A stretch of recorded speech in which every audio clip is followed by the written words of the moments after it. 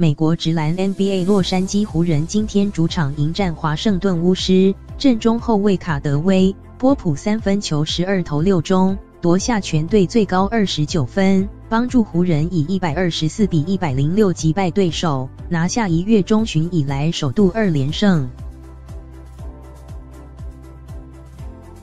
除了卡德威、波普、Kentavious Caldwell-Pope 的优异表现，湖人当家球星詹姆斯 （LeBron James） 缴出23分、14助攻，中锋麦吉 （JaVale McGee） 也贡献20分、15篮板、4火锅。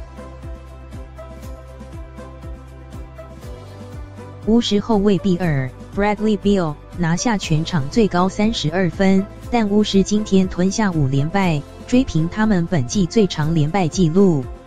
巫师还有2人得分达到双位数，分别是板凳球员帕克 （Jabari Parker） 夺得18分，波蒂斯 （Bobby Portis） 得到10分。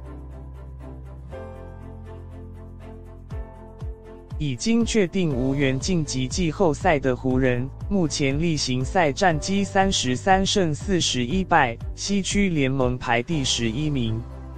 排名东区联盟第11的巫师，例行赛战绩则是30胜45败。